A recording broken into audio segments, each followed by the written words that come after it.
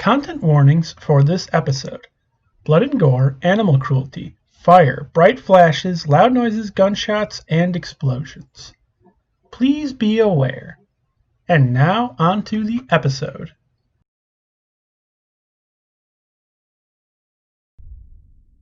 Omae-san, その指をどこで手に入れた？内田に。お前さん、そいつを、その指をどこで手に入れた？内谷の獅子猿が食らっていた。そうか。猿の腹の中とはな。そいつを貸しな。お前さんの忍び義手に仕込んでやろう。Welcome back to Let's Play Sekiro. So, the Slender Finger comes from Kingfisher. Kingfisher was the sculptor's old shinobi partner from the Sunken Valley. It's actually a pretty useful tool. You can use it to whistle enemies around and control where they're going. It helps with stealth quite a bit. It also is able to cause beasts to be enraged. Another fun thing, there's an upgrade for it that will allow you to stun ghosts.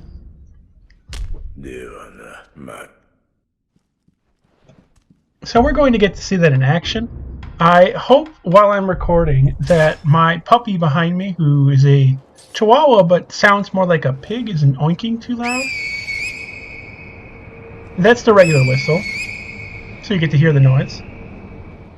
There's also mountain echo that allows you to delay it so you can set it up, then move somewhere else, or set it up, then have it go off while you're doing something specific.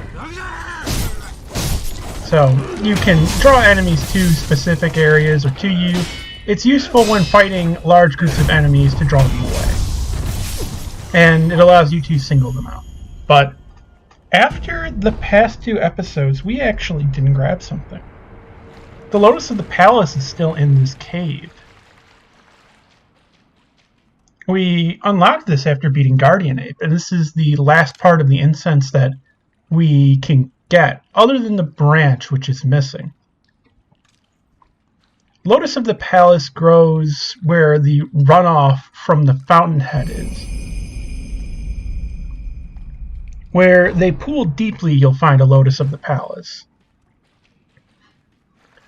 There is possibly one in Senpo, in the inner chamber, the inner sanctum.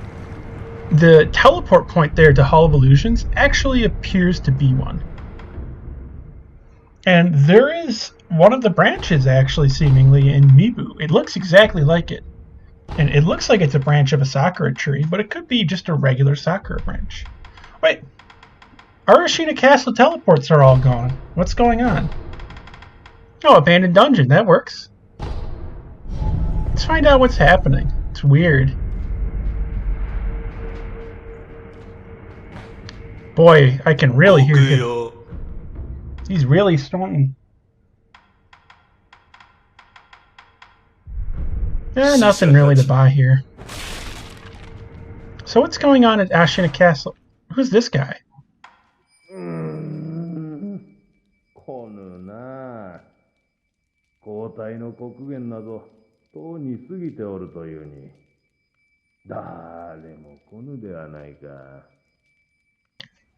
So there's a new enemy here, and something's going on. They're not relieving him. There's some sort of communication problem going on at Ashina Castle. Although it looks like this Bell Taro Trooper is still here. Remember, for these guys, you can use the spear to take off their armor. Why is that guy running? Is he hiding?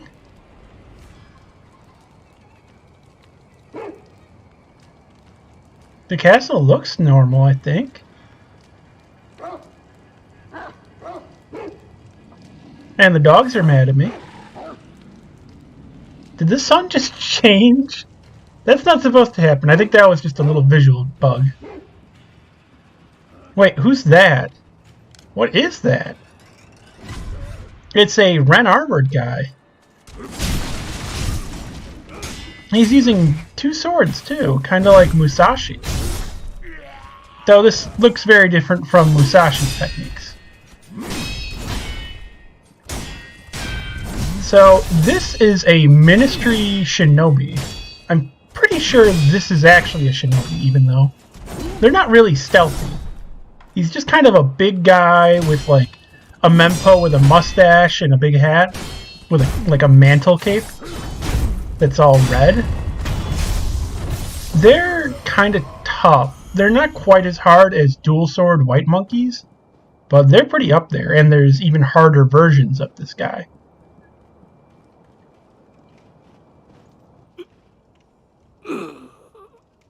Shinobi domo ga ohori. Now, I call them shinobi, but they're not the only ones. We're going to be seeing more, actually, really soon. But Ashina has been invaded.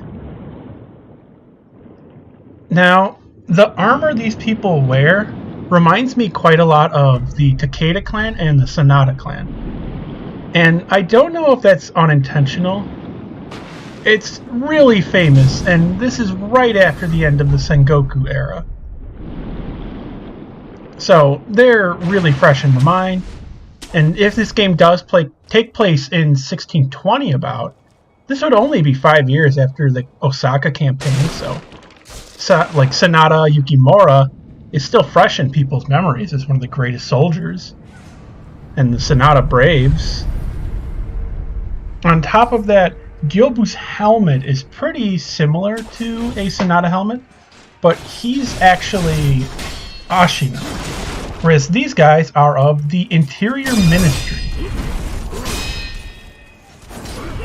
This enemy has quite a lot of different moves. You can get a lot of good posture damage by deflecting them, and they can thrust. They'll take out most regular Ashina, like warriors and Ashigaru. These guys can honestly fight the fencers up in the dojo and antechamber. And one of them can probably take out one of the general mini-bosses. And as I said, there are tougher versions of this enemy. They get pretty ridiculous.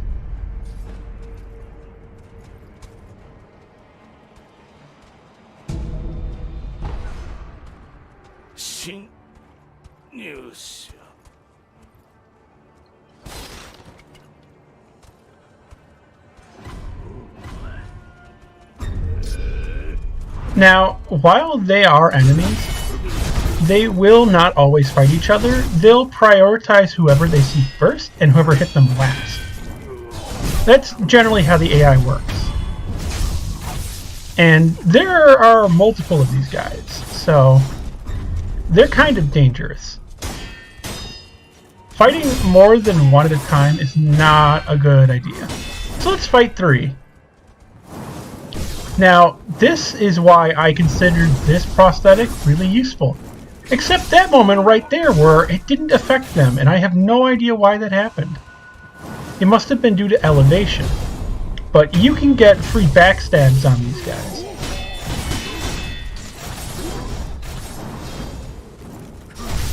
Now, they drop decent skill currently. There's actually, again, stronger versions of them, and they can drop quite a lot. Even on New Game, they can drop upwards of 1,000.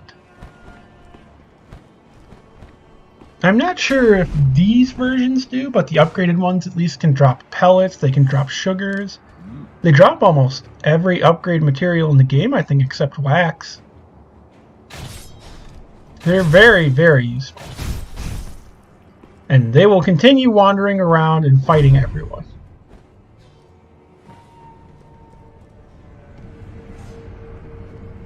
So we've got to make our way through Ashina Castle again and reset a lot of the idols. Once you've rested at it again, you can teleport to it. And as you can see, currently the sun is in the sky.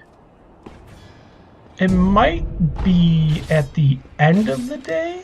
It's not entirely clear. The day-night cycle in this game is a little bit confusing, and there are some images from the guide that make it kind of additionally confusing. Depending on your path you take in the game, like story-wise with choices, it seems to affect the time of day and when certain events happen, even though that really doesn't make any sense. So fighting all of these guys at once is pretty annoying. These are Senpo assassins, the same type as Black Hat Badger, or Black Hat Mujina, or Black Hat Tanuki. These ones have been hired, seemingly, by the Interior Ministry.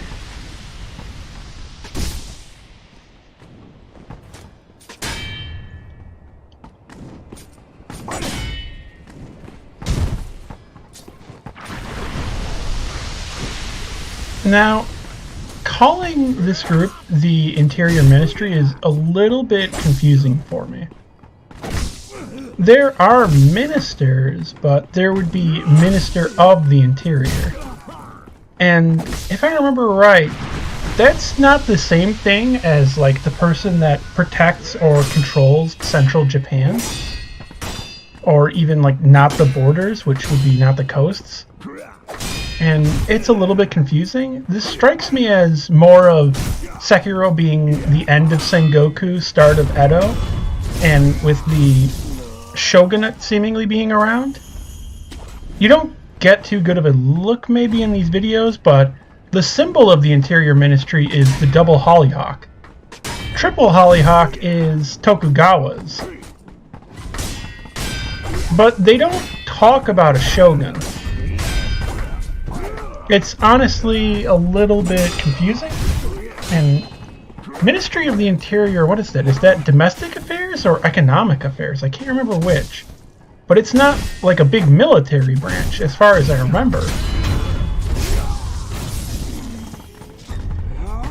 And you had like councils and ministries. Also, right there, you can deflect the Senpu assassin grab. But yeah, I find the naming a little bit odd, honestly. And you would have the ministers, but the ministers would be the people, like, sub the shogun. Though, these ranks are more related to the imperial court. I think under Tokugawa he still allowed them to be around, but he was the final authority.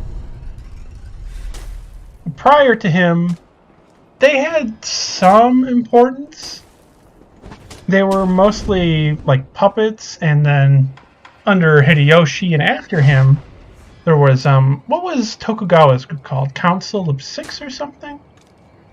Which was him, I believe Ishida Mitsunari, and it was to guide and control Japan until Hideyoshi's heir took over. That didn't go so well for Hideyoshi's heir in the Toyotomi clan. So there are lone shadows up here. There is a prayer necklace that talks about the lone shadows. There's not a whole lot of lore about them. It's unclear if they are blind or not. Many of them have white eyes. And they don't seem to see you at a distance very easily, but they seem to sense you somehow.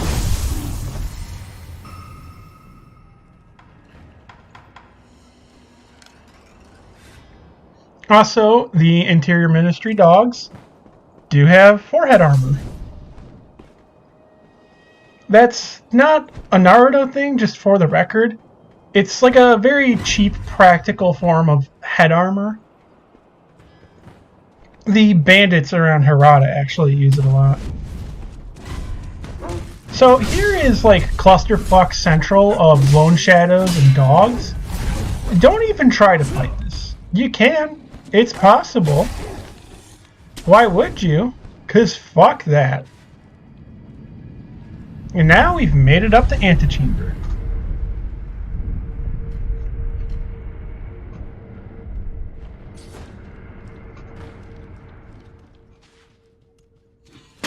I don't understand this guy right here. Because there's lone shadows all around it here. There's one right there just standing there. How did that guy not see this lone shadow and not engage them? In the other room, there should be a lone shadow fighting the fencers. He'll be right on the other side of that paper screen door. But we hear an old friend, don't we? So you know what that means, time to equip fire. So an interesting thing here, this chained ogre actually did not have red eyes originally. Patch, I think it was 1.03, gave him red eyes. So that was some form of oversight or problem. In either case, FromSoft patched it. Without red eyes, he is actually harder because you can't use fire to stun him. But it's pretty similar to the previous fight. The biggest difference here is just you're in a small room, and that can really screw you over. There we go. Chained Ogre 2 dead. Before recording this voiceover, I was actually doing this fight, New Game Plus 7, Charmless Demon Bell. No hit, no damage. That challenge run has been kind of annoying at points, and really frustrating with certain bosses that have just total RNG. But I'm almost to the end. So these are the guys that talked about salt that were on the bridge. They move over here during phase 2. There are some enemy movements and changes in placement. この国もそろそろ潮時かのう。よりにもよって敵はナイフ型じゃ。じいさまが倒れちまったら一気に負け戦じゃろうて。しかしちゃんと銭は出るのかのう。逃げるにしても財布が軽くてはな。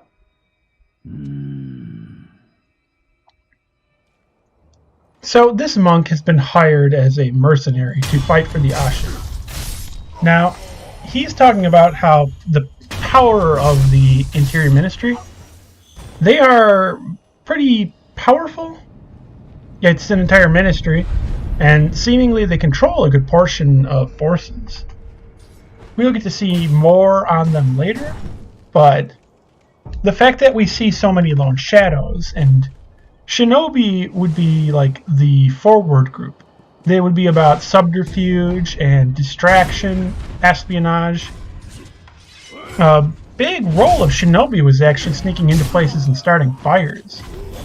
And contrary to a lot of media, Shinobi and Samurai could very much be the same thing.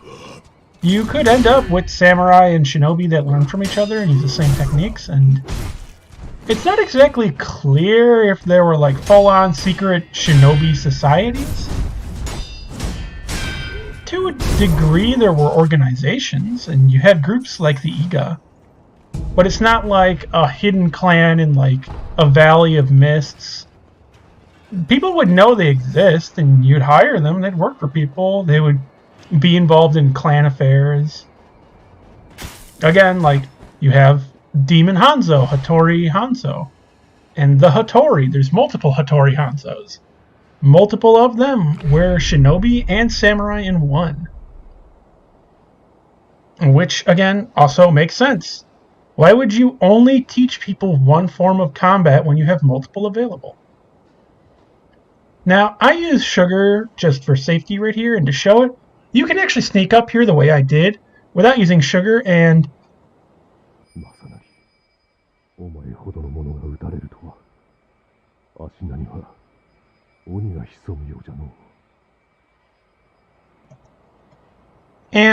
of the dogs will just get a yellow marker, but it won't come up here. So, this is Masanaga the Spear Bearer. I'm not sure why he's called Spear Bearer. Now, a Spear Bearer does not have to be wielding a spear.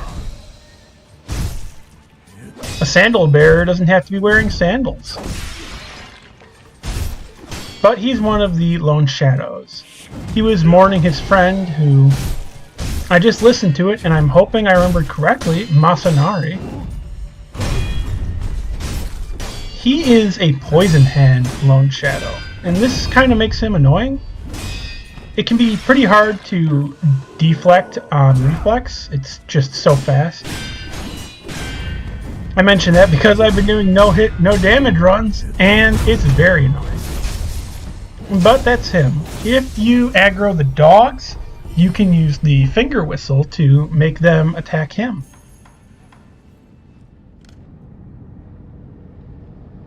Let's just take a look at him for a moment. It looks like he has a Kusari Gama, but he doesn't use it.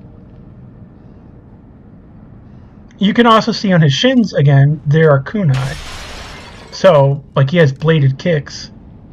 You can also see them on his arms. The arms ones always look weird. They're, like, really weirdly, like, turned. I think it's actually mapped to his arm, like, model. Also, I still find it really confusing that that one has a Sakura droplet. Or, like, a Divine Air blood droplet. That's really weird to me. Either he stole it or it was planted on him afterwards. Maybe he was trying to use it. Oh god, the camera. But maybe he was trying to use it for some reason.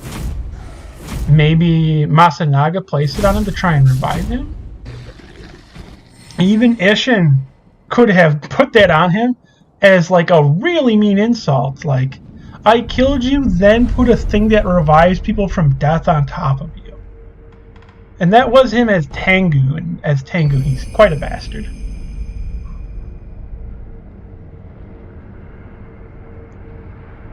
So that's about Juzo the Drunkard. And as is mentioned, the Ministry is terrified of Ishin. Ishin is fucking ridiculously dangerous and powerful. The Ashina clan exists just because of him, basically. He is, in this game, considered the most powerful warrior in Japan.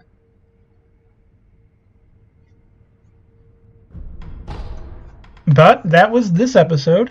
Next time, we're going to see who's behind this Ministry invasion. And we're going to see who's been pulling a lot of strings and kind of behind a lot of what's going on. But I will see you next time.